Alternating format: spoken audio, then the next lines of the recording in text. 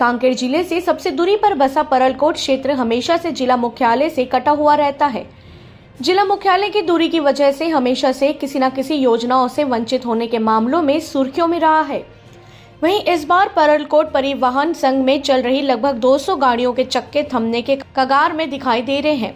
मामला है Monet mines का, जहां परलकोट परिवहन संघ की गुहार के बाद मोनेट माइंस में परिवहन संघ को हिस्सेदारी देने का आश्वासन दिया गया था, जिस पर माइंस चालू होने पर अब किसी प्रकार का हिस्सेदारी देखने नहीं मिल रहा, जिस पर नाराज परलकोट परिवहन संघ के द्वारा जिला प्रशासन के खिलाफ धरना प्रदर्शन करने पुराना बाजार में नारेबाजी कर रहे हैं।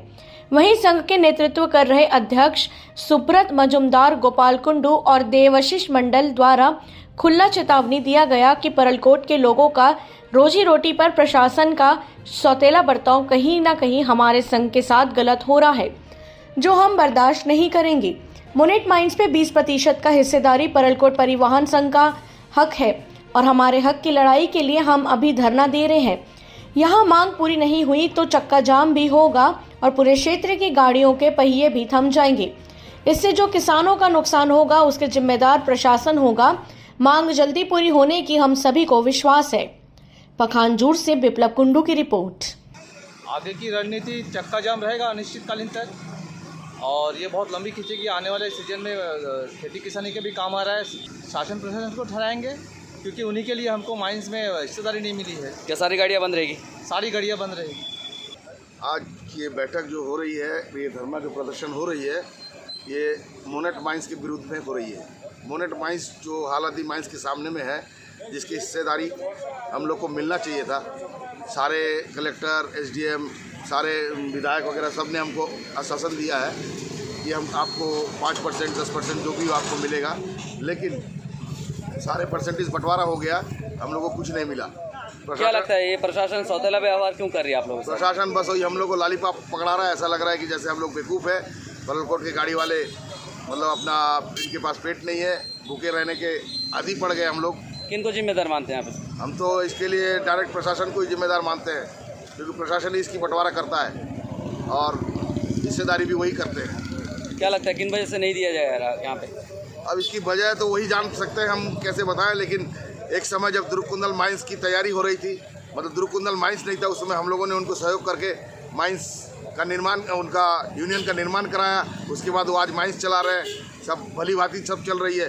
लेकिन हम लोगों के बारे में सोचना उनका। अभी क्या मांग है आप लोगों की?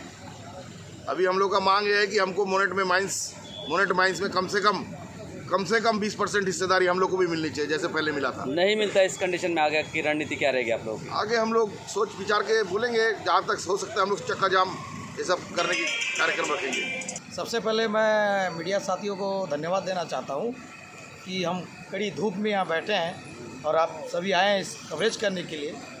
हमारी रोजी रोटी की बात है। परलकोट परिवहन संघ बहुत पुराना परिवहन संघ है। आज हमारे पास रोजगार की व्यवस्था नहीं है सिवाय धान और मक्के के। और आज हालदी माइंस जो है दुर्कुंदल में, जो बजरंग पावर के नाम से जो जाना जाता है, हमारी 20% हिस्सेदारी था, रेशो बना हुआ था, उससे घट के हमारे पास 5% आ चुकी है। और विगत कुछ दिनों से हम कलेक्टर, तहसीलदार, जिला प्रशासन के पास कई बार हम अपना आवेदन दे चुके हैं कि मोनेट माइंस में हमें हिस्सेदारी दिया जाए, जो जायज़ चीज़ है। हम एक ही ज़िले के आते हैं। क्या लगता है सौतेला व्यवहार क्यों किया जा रहा है? हमारे साथ हर वक्त परलकोट परिवहन संघ के साथ सौतेला व्यवहार किया जाता है और हम बहुत ही तकलीफ में हैं। कई गाड़ियाँ बिक चुकी है। जिम्मेदार किनको मानते हैं? हम जिला प्रशासन को जिम्मेदारी ठहराना चाहते हैं। आगे की रणनीति क्या रहेगी? आगे की रणनीति ऐसी रहेगी। आज 1 दिवसीय धरना प्रदर्शन है, आगे अनिश्चितकालीन धरना प्रदर्शन रहेगी, चक्का जाम रहेगा। जब तक कि हमारी मांगे पूरी ना हो हम रोड में बैठे रहेंगे। आगे जाके किसानों का मक्का है, धान है, हम किसी को भी परिवहन होने नहीं देंगे हमारी मांगे अगर नहीं हुई तो।